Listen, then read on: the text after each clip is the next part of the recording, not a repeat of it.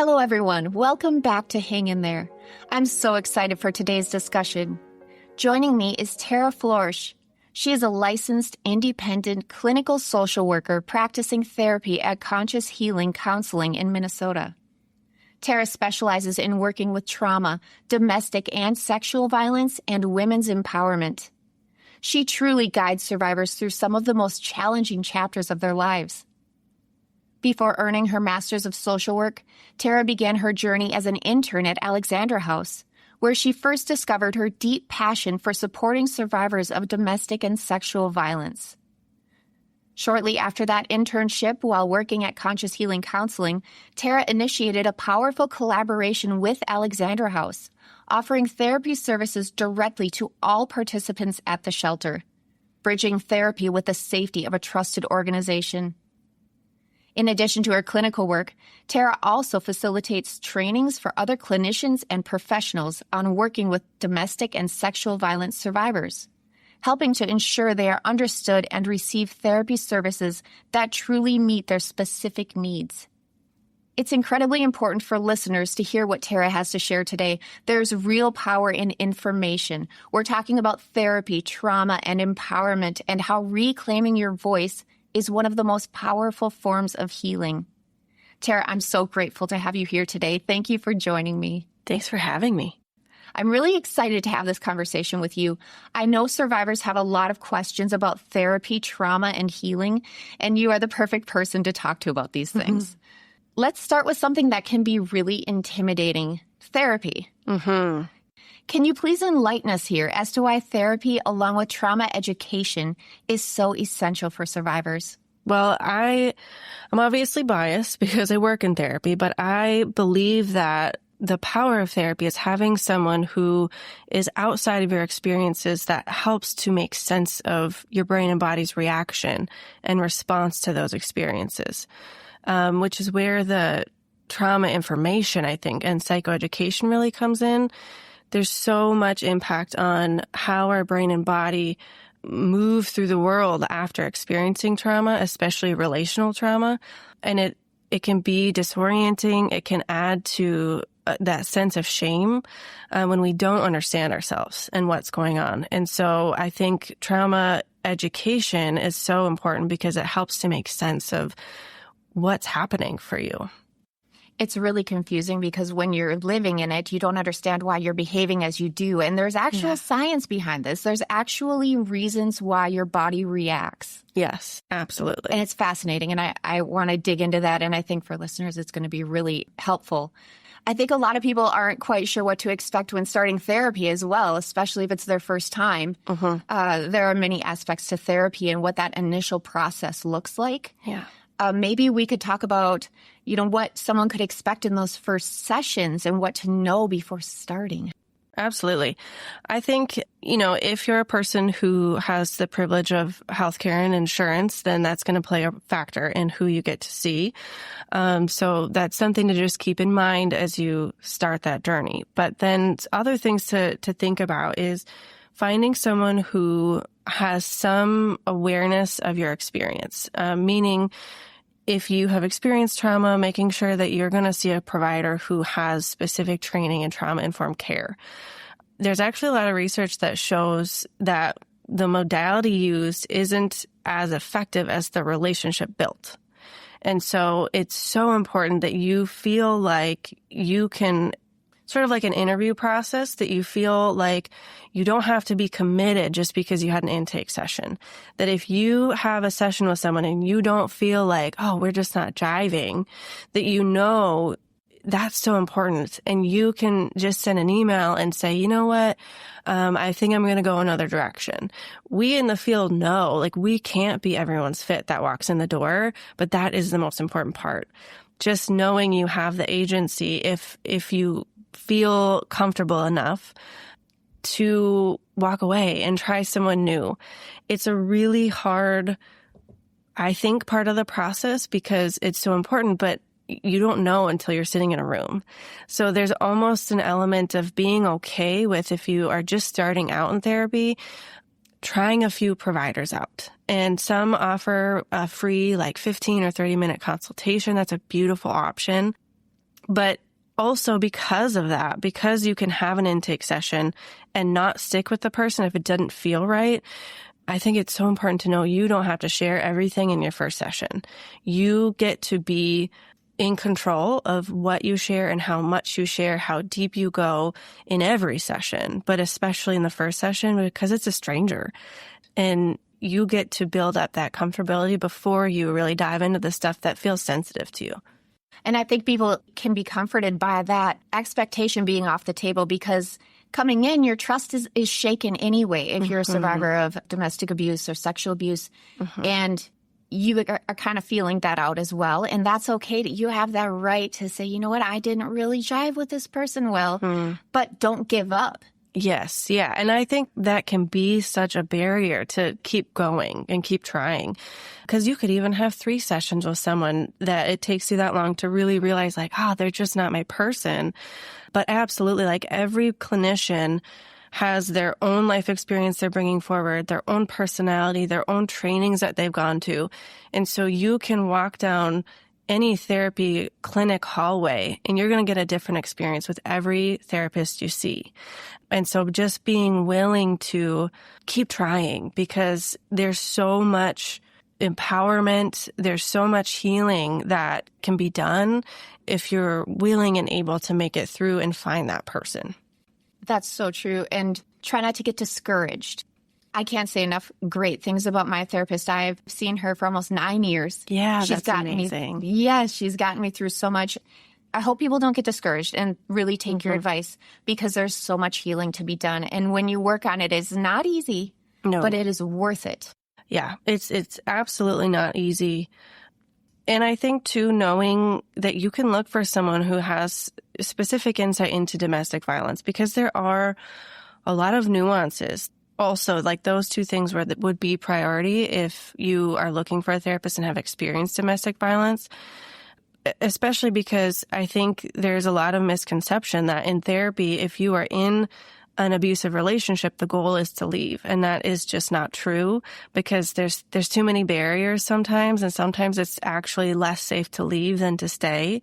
Absolutely. And knowing that you're with someone who understands that and can work with you while you're there and not feel pressure that they're only going to want to see me if I leave because that adds to shame and power and control. And so I think that is another reason why it's important to ideally find someone who is domestic violence trained or informed because there's subtleties there.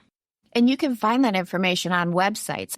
You can find a bio of each therapist and you can see those credentials. And that can be really helpful in choosing at least a starting point for people. Absolutely. And if there are those free consultations, which I would encourage to ask, even if they don't advertise, and you can ask those questions about like, what awareness do you have of domestic violence? Because you might find someone that based on their bio, you really feel good about and they don't have a domestic violence training. You could ask, like, what's your perspective? What do you know about it? Because that fit is also so important too. Right. That's a really good point in helping people feel comfortable, especially if they're new to therapy. But therapy is so crucial in healing. And like you said, even if you haven't escaped it yet, therapy can guide you through and at your own pace and really help you prepare.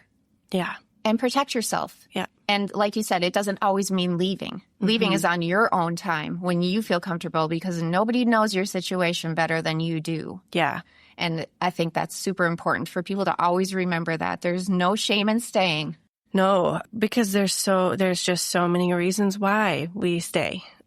And my personal philosophy about working with domestic violence is it is all about empowerment. And so we can do that work even if you're in an unhealthy relationship.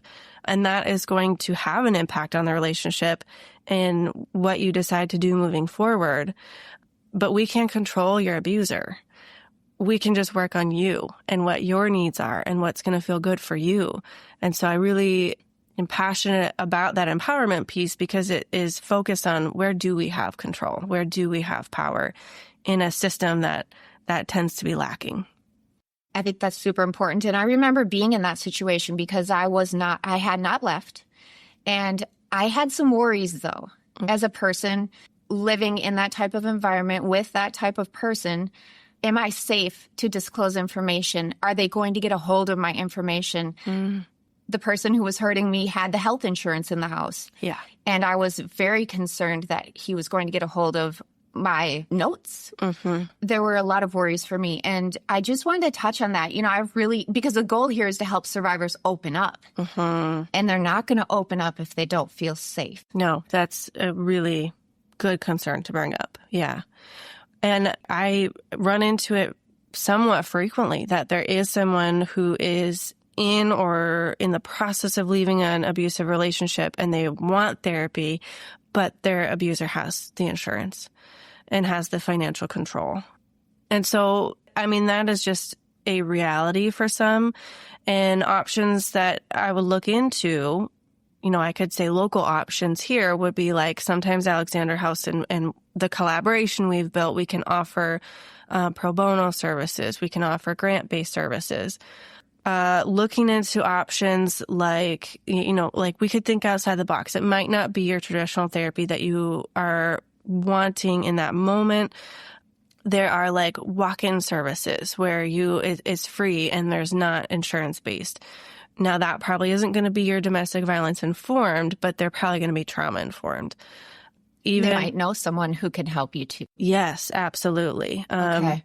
I would even say if you feel willing, reach out to a therapist that you found and ask, would you ever be willing to offer pro bono services if at some point I might have my own insurance? Because they might, even if they don't offer that, they might have a connection for you. Right. But that is such a legitimate concern. And I would say, don't pursue therapy if it's going to be more harmful in that position, but maybe find other ways to engage in healing content. And sometimes it's just not right now. It's not accessible. We try our best to make it as accessible to everyone. And if it's not, maybe at some point it will be. As far as like the records go, those should be, even if you're under an abuser's insurance, those are your personal records. For most private practices, we have our electronic health records is separate from like a hospital system. And so you could not access it except through like coming and asking me. And then if anyone else outside of you asked, they would need to sign a release of information. Some therapist organizations have apps online, and that's a very easy way for an abuser to get access to your file, right? With the collaboration and it's a population that I work most with, I'll have people we forego all electronics, everything. And all the paperwork we do is in person, paper copies, because we can function. It's a layer of convenience for most, the app. But if it is not safe, we absolutely have options, and that does not need to be forced. I've been thinking about this because it was a concern of mine as well. Yeah. And you can tell your abuser that you don't have it and that it's not an option. Yeah. And therefore, they would have to go to the office and request your records with you by their side. And even then, you could have a plan. And you also are protected by HIPAA. It is your right to have those documents and to protect them. You can change the address as to where they send your mail. You can change the address where they send your explanation of benefits. Yeah. Yeah, we try to make it as accessible as possible when we know what some of the risks are. Speaking of the Alexandra House, I never knew you were an intern there. Yeah, that's what started it all. It sounds like it. How inspiring was that? Yeah, I loved it. And I knew when I interned there that they didn't have therapy there. That's why I knew. Wow. That they didn't offer it, because I was an intern there. And then actually conscious healing counseling was my next internship, because in grad school for Master's of Social Work, you have 2 internships, and one is foundational and one's clinical. And so this was my clinical internship. And then I loved both places. So I stayed here, but I was like, well, how do I get to love both? Wow. And then the leadership both here and at Alex House is just so amazing that I got to approach both and say, this is what I want to do, because I'm passionate in both places. And then, we just made it happen. That's incredible. It is just bridging safety with the help. Mm-hmm. You've got to feel safe to open up and talk and be vulnerable. Yeah. And so the power of, you are already in relationship with Alexandra House, because if you are a referral to us, you're a participant there. And we can offer services on site, which is a locked facility. So there's a literal level of physical safety felt there, even if you're not at shelter. So we offer services to shelter participants, but even if you are a community participant, you can come to shelter and get services. I didn't know that. Yeah. And for some, that's actually not convenient, and our other locations are more convenient. So we can see them at other locations too, but it was so important that we could offer it right on site at shelter in a locked facility, because that relationship is safe and already built. Once that foundation of safety has been put in place, it really opens the door to understanding what's happening inside, not just emotionally, but neurologically. Uh-huh. So I think it's super eye-opening. We talked a little bit about it at the beginning, but the realization that trauma is not just emotional. It literally changes how the body and brain function. I want to get into this with you. This is so interesting to me. Could you please help us understand what's happening neurologically when someone has experienced trauma? Yes. Well, I could go on and on about this, so I'm going to try and make my thread make sense. But first I want to start with, PTSD, post-traumatic stress disorder, is a fairly well-known mental health disorder that it is really just explaining the symptomology of experiencing a traumatic event. There's still so much research and learning constantly that is being done regarding PTSD. There's still misconceptions out there that it still stems from the shell shock syndrome and it's only for military personnel. But anyone that experiences anything high on the stress scale can have symptoms of PTSD. Now, with that, there's an additional diagnosis that is being researched and is acknowledged around the world right now called complex PTSD. And this is the acknowledgement that your symptoms are different if you experience repetitive trauma, especially if repetitive trauma is happening in childhood and especially if repetitive trauma is happening in relationships. So oftentimes, if you have experienced domestic violence, we're going to be looking at complex trauma. And the main differences between CPTSD and PTSD is that the complex, the long-term impact is going to impact our relationships, how we view relationships, how we engage relationships, because our sense of trust is different, our safety is different, our sense of self gets impacted. So how we perceive and understand ourselves, we're much more likely to have negative perceptions of self. And then our emotion regulation is impacted differently if it's long-term trauma than if it's short-term trauma. And so all of that brings us more to the brain, but I think that's a good foundation to understand, is that the more long-term we're in those stress responses, it's going to have continued impact. I do also think it's important to start with both of them we can heal from. We can get to a point where we don't meet criteria for those diagnoses anymore. And so it is not a lifelong commitment to have that diagnosis. That doesn't, we might have some lifelong things we're working through, but our duration, our frequency, and our intensity of symptoms can become manageable. That's really encouraging to hear. Mm-hmm. And while the therapy is tough and it waxes and wanes, right? Mm-hmm. Just like anything else that you're battling. But I think it's just really reassuring to understand that you can thrive. You can get through it and you can thrive. Yeah. But you were talking about the complexity of the CPTSD, mm-hmm. because there are so many, it's not just that you're afraid of bees. Right. And you're going to therapy to get rid of the fear of bees.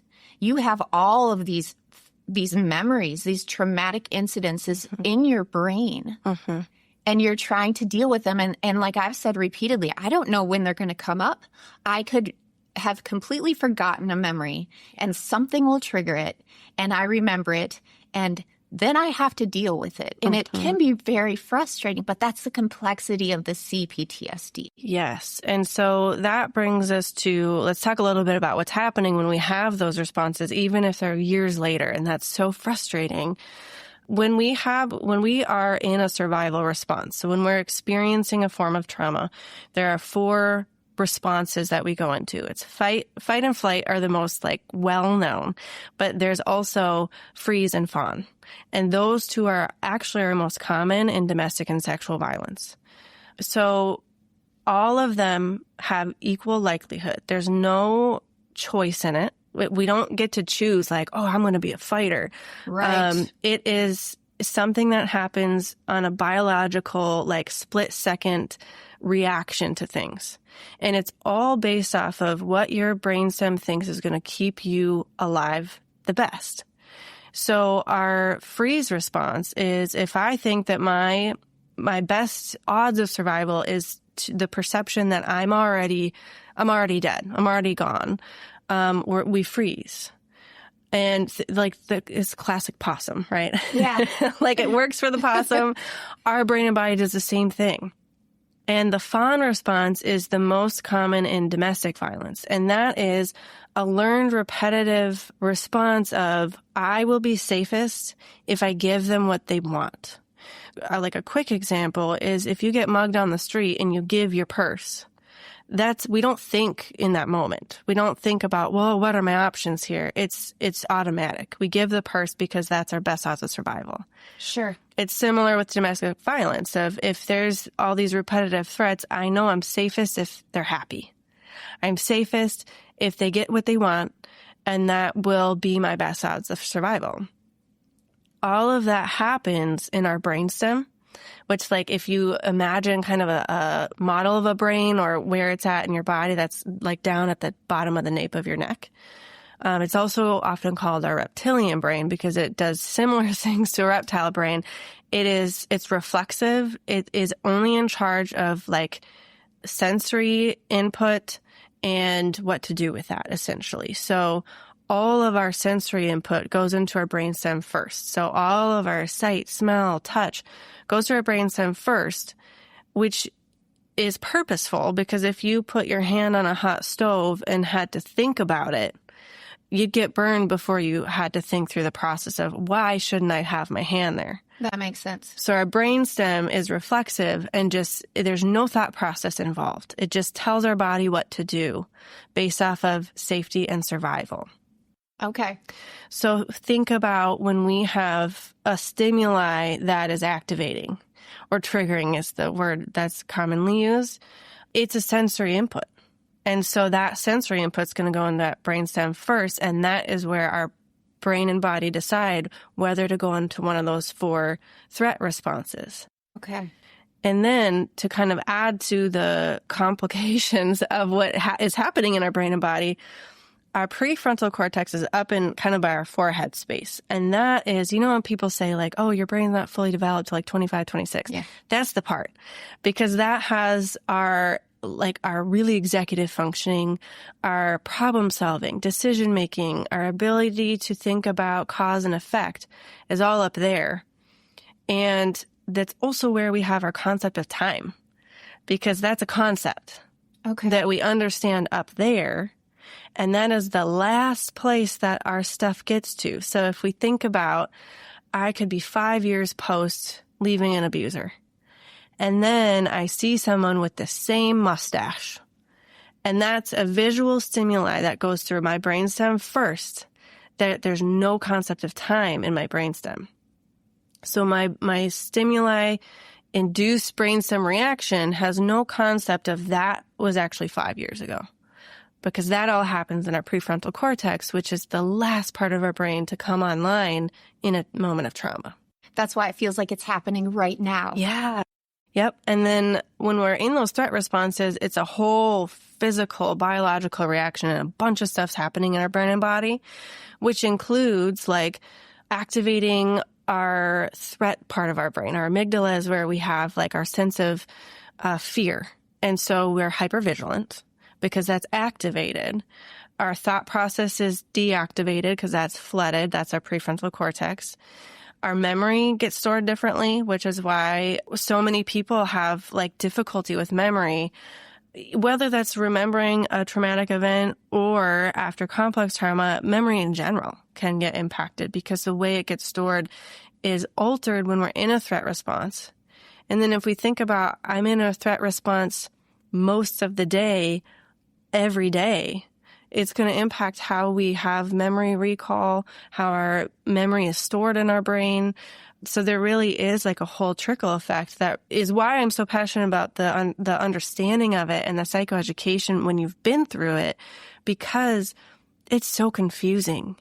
And it adds that layer of like lack of control, not understanding self. And there's so much empowerment when we can say like, oh, I know what just happened in my body. I know why my body did that. And not only do I know why or what happened, but I know my brain and body were trying to keep me safe. Right. And that is a really lovely thing that can lean into self-compassion instead of frustration the more that we work on it. And that's not going to happen immediately, but that's part of the process, is being able to have compassion for our brain and body, because it's really just trying to keep you alive. It's just had a hard time doing that. For some people, it's been very constant. It's been a long period of time, and you're trained. Your body is trained to respond. And it's been really difficult for me to have that compassion because I get so frustrated. Yes. And now I'm at the point where I understand why my body is reacting this way. I have to wait for my brain to catch up and reason it out.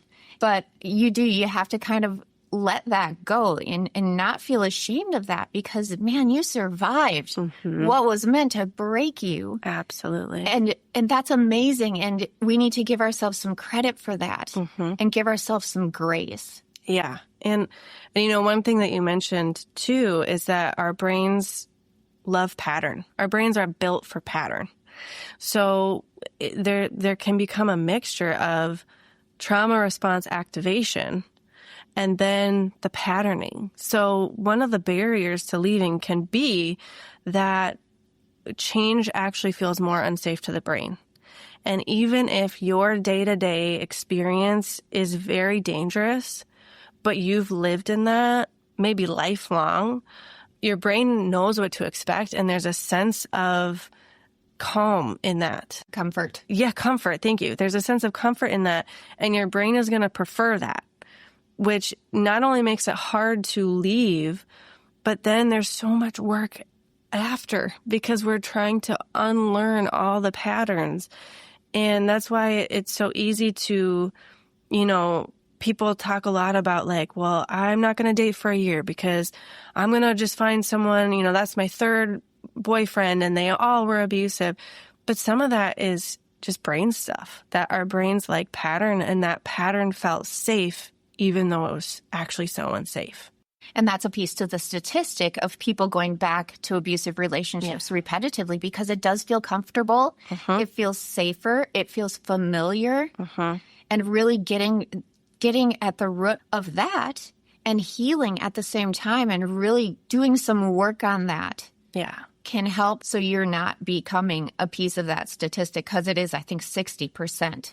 Yeah, and I think it's so helpful for not only victim survivors, but also their support circle to understand that piece, because it can become such a source of judgment or like shaming that you're back in another abusive relationship.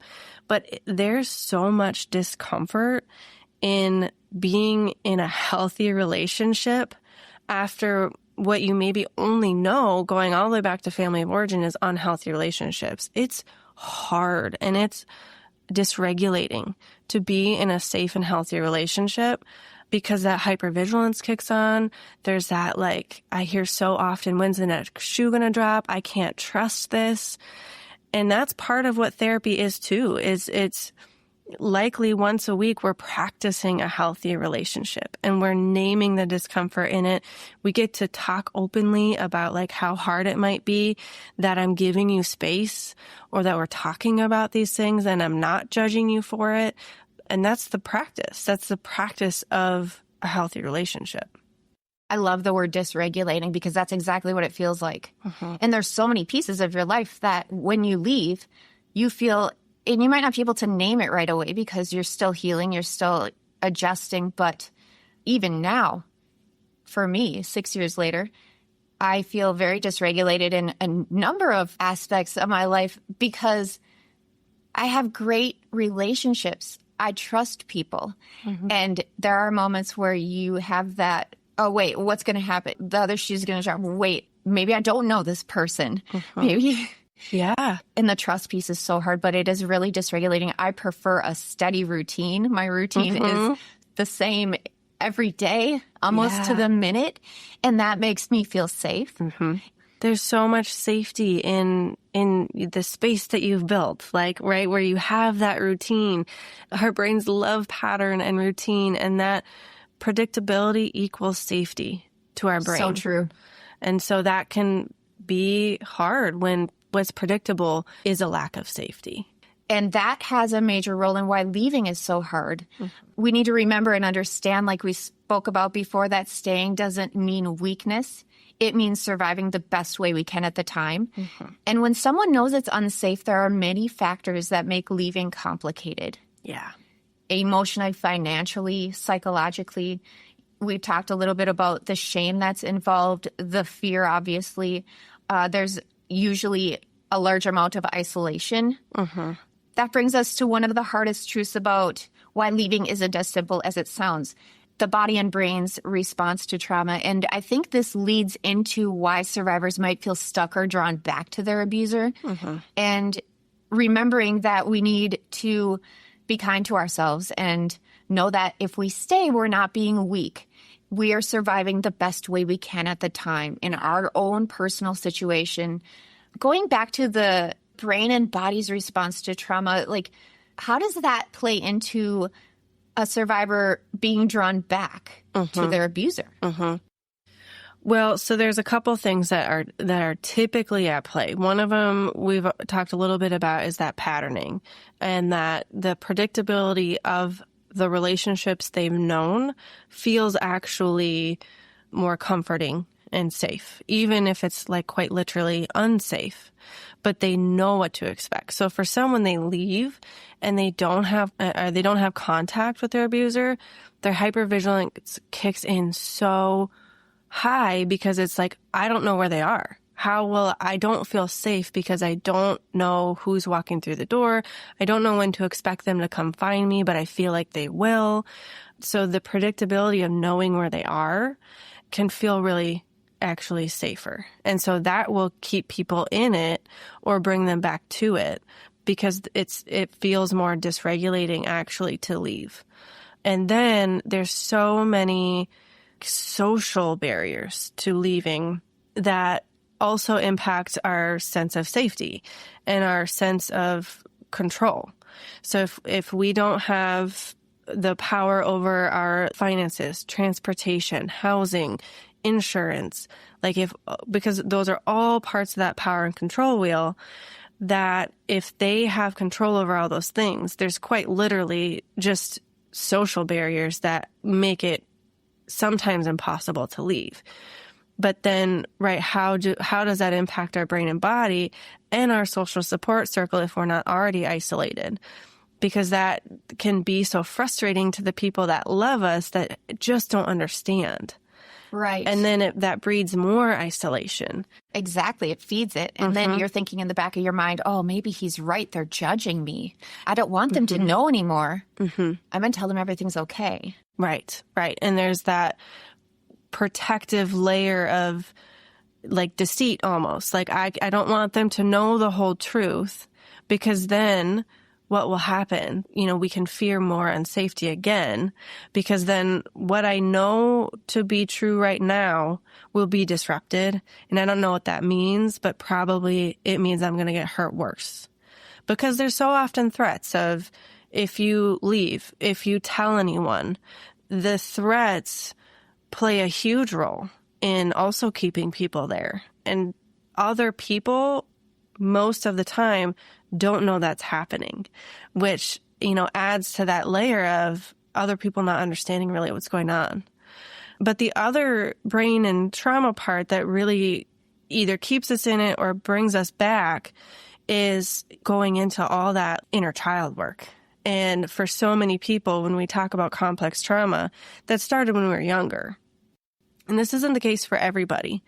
The impact of our upbringing, our family of origin relationships, our experiences in our environment, in those ages of development is the time that we're learning about how we are in the world. We're learning about relationships. And so those years build our foundation of how we go about the world. And it's where we start to develop those core beliefs or negative core beliefs. And for some, depending on their experiences and their complex trauma in childhood, we develop those negative core beliefs of, I'm not enough, I'm unlovable, those kinds of threads of negative core beliefs. And then what happens is we have a young part in us who keeps trying to repeat the pattern and get a different outcome.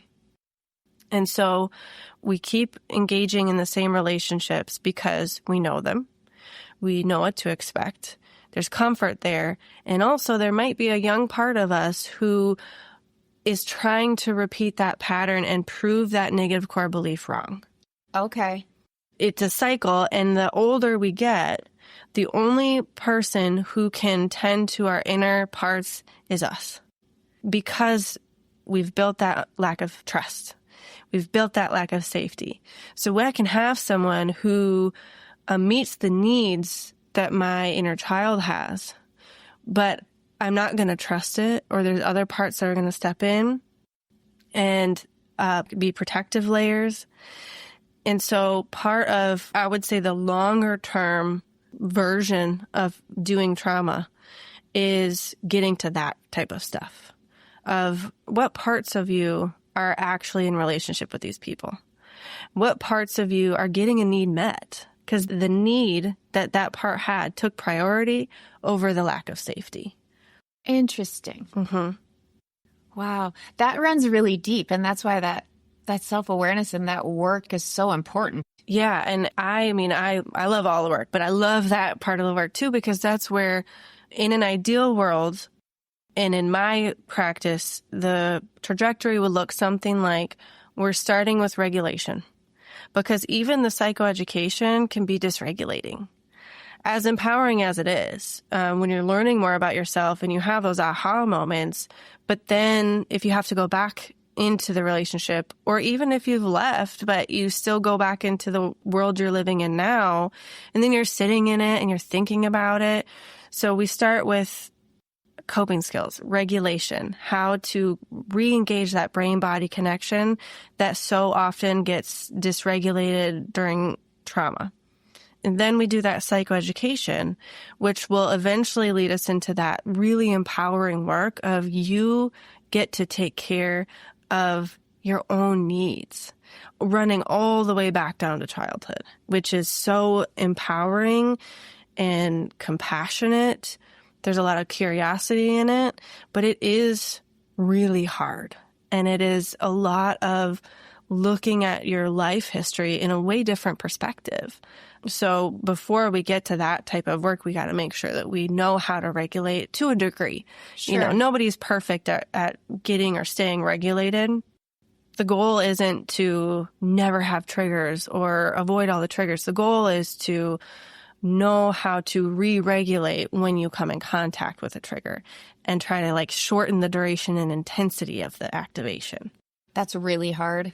I have a handful of really powerful triggers that can cripple me in seconds. My body reacts. Yeah.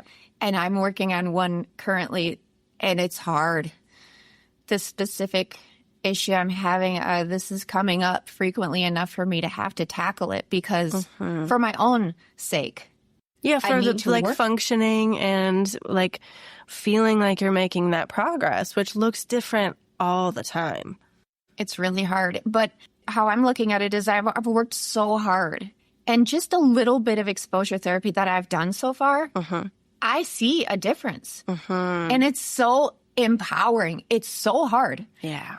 And my body is out of whack, sometimes for days. But I have learned skills to help bring me back, to try to get through those moments so that, yes, they're not as triggering yet. I can deal with it. I can come back to myself a little bit faster every time. Yeah. But it is not easy. It takes time. It takes patience. And you've got to be kind to yourself. Yes, which is a whole nother layer of work that I like to weave in is self-compassion and curiosity and being willing to lean into that at times because it is so hard. There's a lot of reframing that we do. And I always say it's not to sugarcoat. It's to look at it from a more compassionate perspective while holding space for the reality as well. One of the things that I reframe often is I'll hear a lot like, oh, I'm backsliding. I'm going backwards. And I like to use the analogy of if you imagine that this journey is like going up a mountain, it is not a continuous, steady, straight line up. You're going to have times that you are actually walking down. You're taking steps down, but you, no matter what, are higher up in elevation than you were when you started. That's great. And I think it's so important because you will always be approaching things like a trigger differently this time than last time because you acknowledged it, you knew what was going on. So you built self-awareness. Even if you feel like, oh, I didn't cope really well through that, or that knocked me out for a whole day, you know what happened this time. And you likely did something to bring yourself back to a regulated space. So every time is practice and an opportunity to learn more about yourself. And so we're never backsliding. We're always still on that journey going up, but there's going to be times that we're stepping down, but we're still higher in elevation than when we started because there's always something to learn and you always do something different this time than you did last time. And you learn what works for you. Mm-hmm. You learn the certain, other skills are going to work better for one person and then another person's going to use a different skill and that's going to work better for them. Well, and I think not only do different skills work for different people, but different skills work at different times in your life and for different triggers and different levels of activation. And so I really encourage having just a wide variety of coping skills that you can practice or that you have awareness of, because what worked on Monday might not work on Wednesday. It doesn't mean that that tool doesn't work for you anymore. It just means that the circumstances and experience you had that day needed something different. Okay. And that's okay. There's so many different kinds of grounding skills. There are cognitive coping skills and there's more somatic coping skills. So there's different types of coping skills to use in different scenarios and for different levels of how heightened you are and what you need in that moment. So just knowing that having a wide variety is really good. That's why therapy is so important too, because you really learn the variety of coping skills. Mm-hmm. And like you said, you can use different ones at different times. And it depends on where you are too. Mm-hmm. You might be at work and you can't do one. Yeah. So you have another one, right? So right. You can look around you and use that coping skill. I see a light. I see a light post. I see a picture on a wall. Mm-hmm. I'm looking at a water bottle. Yes. I see the water bottle. It's pink. Yep. There's the rainbow, look for something you see that's red, something that's orange. And the other thing I think is important to know about coping skills, because I hear a lot of sometimes they get pushback of oh, they didn't do anything. They didn't fix anything. But I think it's important to know coping skills are not designed to fix anything. They're like your quick, short-term regulating. So if we had a scale from 1 to 10, and 10 is the most dysregulated, and you were at an 8, you use a coping skill until you can get to a 7, and then a 6, and then you might change what coping skill you're using to get to a 5. So they don't solve anything. They don't fix anything. It's genuinely just to get your nervous system back as regulated as possible. And that might mean I'm using a coping skill for 10 minutes, 30 minutes. I'm using 5 of them within a 45-minute time span. Sometimes I think they get a bad rap because we want such an automatic, quick, I tried it once, I want it to work. But sometimes it's just about we got to use it for until you are regulated. And it's hard, but I think that's an important piece to note about coping skills. I think it's really hard too because you do want the faster fix. And depending on the trigger and what your body's going through in that moment, you've got to give yourself a little time to adjust and know that that's realistic and that's normal. And it's not you failing. Right. It's your body. And working through those skills. And like you said, giving yourself the time and being patient. And you can pull yourself out of it. And you do. Eventually you do. And it's hard. But you can take that as a win. Yeah. And then you can get to the, if there is problem solving or if there is more like thought processes you want to do. But something I think we do often as humans, especially like relationally, or like fighting or something, that we want to talk it out. We want to go cognitive when we're really heightened. And going back to what I talked about the brain earlier, when we're activated, when our emotions or dysregulation is pretty heightened, we lose access to that prefrontal cortex, which is where we have the skills to talk through a problem and to work through something relationally. And so we really have to go into those sensory skills, thinking about that brainstem. Like if we want to regulate our nervous system, we have to go through the sensory input first so that the brainstem can tell the rest of the body like, oh, we're safe. And we can decrease that cortisol. We can decrease those stress hormones that are running through our body. And then when we're regulated, we have access again to the parts of our brain that help us talk through things and process through things. But it's really helpful to regulate using our body first, and then we can do the talking. I find myself getting frustrated when I'm in high stress moments because it takes me a while. And I think that's what you're saying is it takes survivors possibly longer to regulate and get our thoughts together. And you're absolutely right. I can't think in that moment. And I've had to tell numerous people in my life, I need a minute. And that's okay. And the people who truly care about you and understand you will understand. Okay, that's okay. And maybe they need a minute too.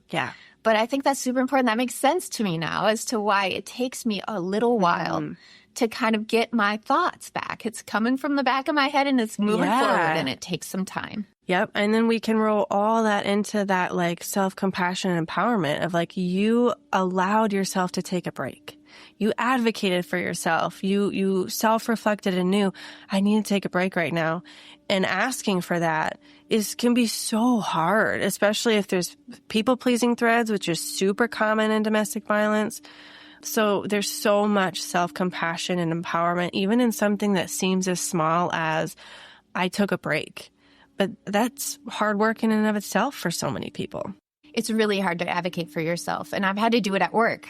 And that was a huge step. And my therapist had to push me for a number of weeks to be able to get to that point, because then you have to speak about it. And I realized that people truly care, and they didn't dig. They just said, oh, do you have some trauma there? And I said, yeah. And they said, okay. And they left it, and they were so kind to me, and it just really reinforced my trust with them.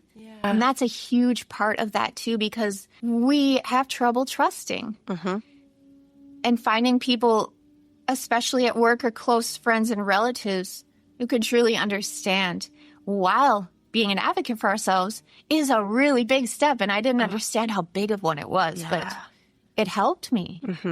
Well, because in advocating for ourselves, we're centering our experience. We're honoring our experience, which if you think about so many of the common control tactics, there's such a diminishing of self. And there's a, like, you aren't deserving, like all those threads of comments that can really tear down our sense of self. Advocating for ourselves is saying, actually, I do matter enough for myself to make some moves around that. And if we're advocating for something of a need of ours, that also means that we self-reflected, which is in long-term trauma can be really hard to do, because there's a kind of a protective distancing of our own needs, because, if we're in trauma, our needs are often not prioritized, our safety is prioritized. Okay. And so I think that the act of advocating for ourselves is actually like a huge, huge step in the process because there's so many things happening in that like one action. True. It's interesting because as a survivor, being guided by a therapist, as I have been, I didn't understand it. And that's okay because you're trusting your therapist. And then you can look back later and think of how hard it was. And wow, I really am making progress here. Like, healing is not easy. Yeah, no. And one of my favorite things to do is I will hear so often, I'm not there yet.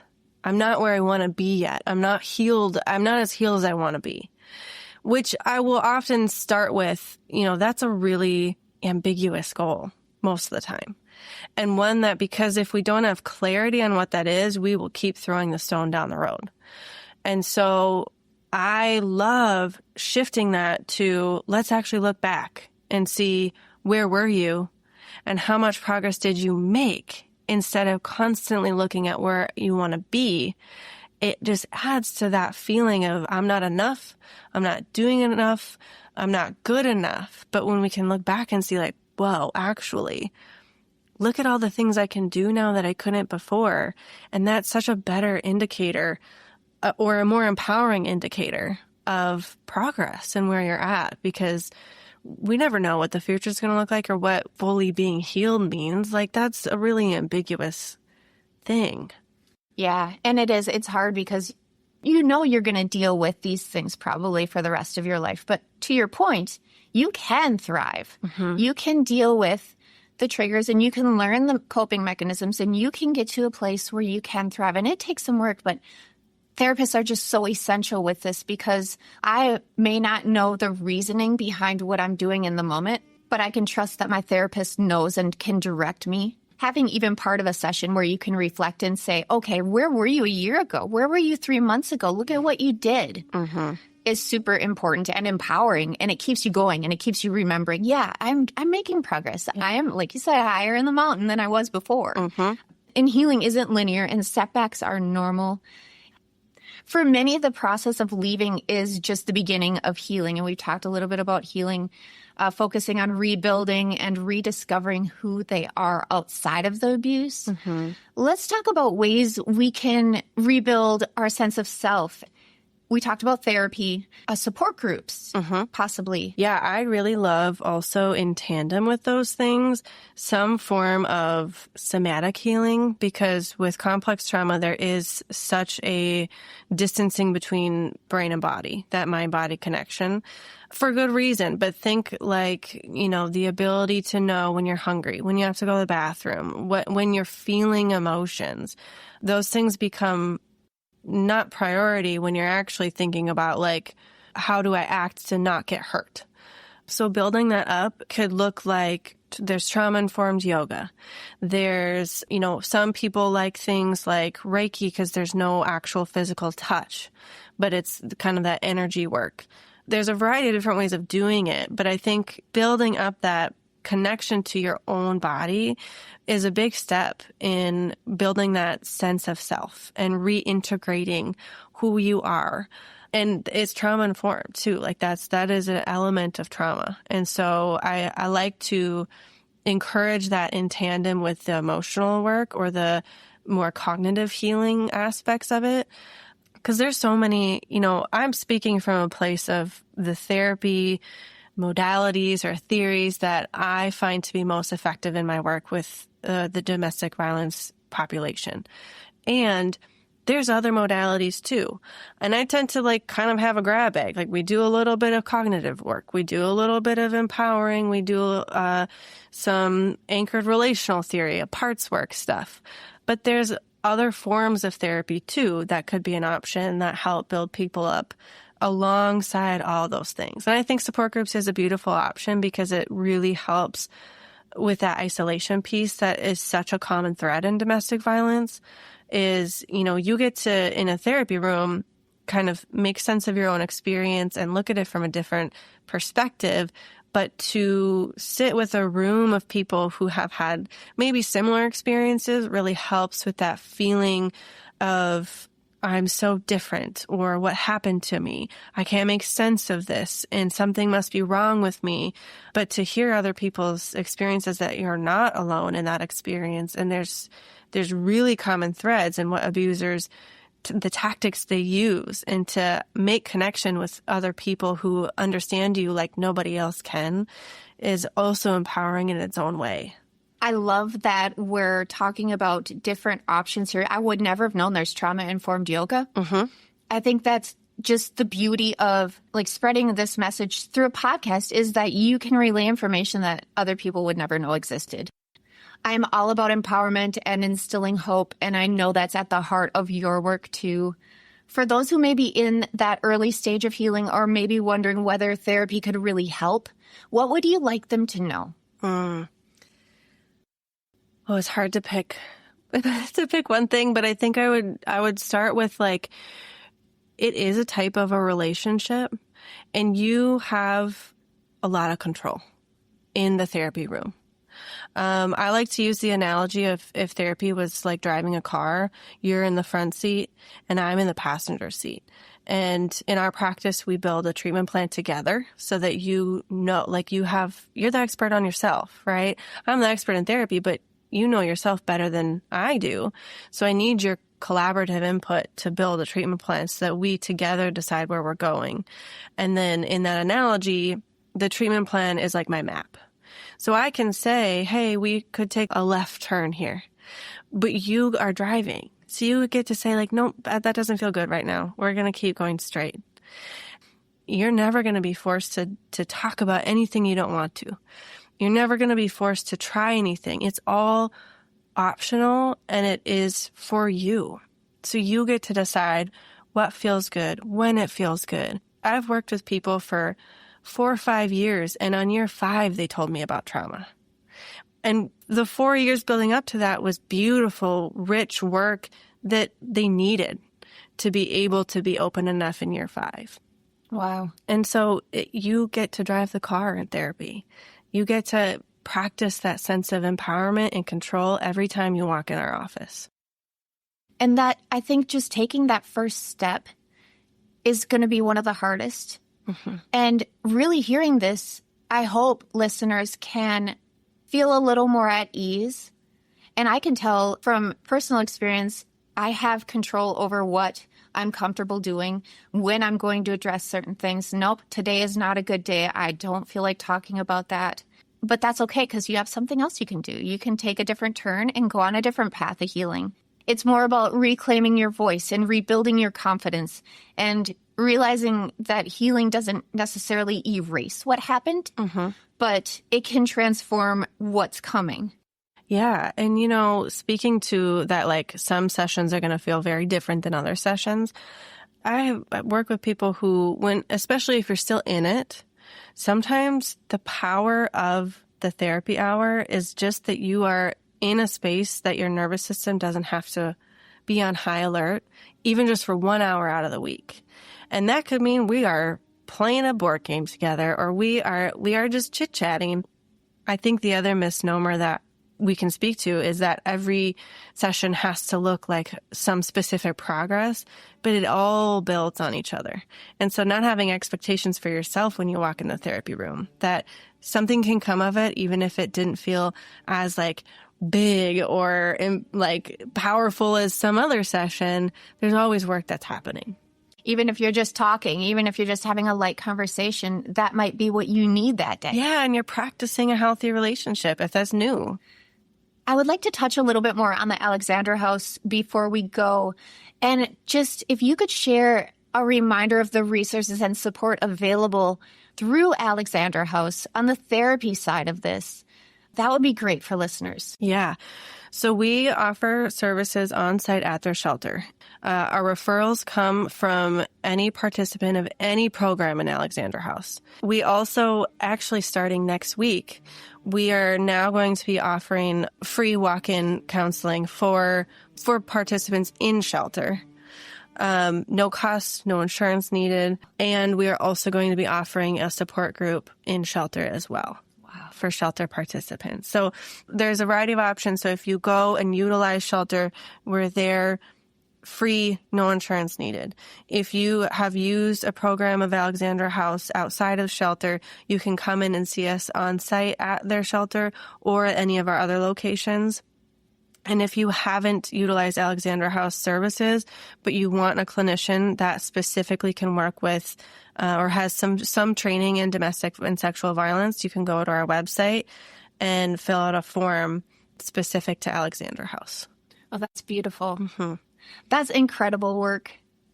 Thank you, Tara, today for sharing your wisdom, your experience, and your time. It's been such a pleasure working with you today. Absolutely. Thanks for having me. I feel so passionate about this area, so I'm excited to get to talk about it. I know, me too. I am too. And the work you're doing, helping survivors heal, educating other clinicians, building the bridges between therapy and safety is truly making a difference for survivors. I know the information we shared today will help so many people. I want to encourage listeners interested in learning more about conscious healing counseling to visit their website at conscioushealingcounseling.com. You can also find this link on our resources page at hanginthere.net. For anyone looking for more information about Alexandra House, please visit alexandrahouse.org. That link is also available on the resources page at hanginthere.net. Before we go, I want to speak directly to anyone who is still living in fear or uncertainty. I want you to know that you are seen, you are believed, and you are not alone. What is happening to you is not your fault. You deserve safety, love, and peace, and there are trustworthy people ready to help you find it. I know that it is difficult to trust and feel safe. Those are very real feelings, and I understand. We hope that after listening today, you will be strategic in your own situation, taking steps that protect, empower, and bring you closer to safety when you are ready. For those already walking the difficult path of healing, please keep going. Healing is not easy. It doesn't happen overnight, and it doesn't always look like progress every day, but it is possible. Every moment you choose yourself, every boundary you set, every truth you speak, that's healing. That's freedom, and that is liberating. Even on the toughest days, keep your head up. This life is yours to remake in your own time and your own way. Please remember, as a community, we can continue to spread the strength by listening, by believing, and by creating spaces where survivors can heal without fear or shame. Thank you for being part of this conversation, Tara. And thank you for helping us understand that therapy, empowerment, and compassion are all part of the same healing journey. I truly appreciate your time today and the incredible work you do every day. Thank you. Thank you.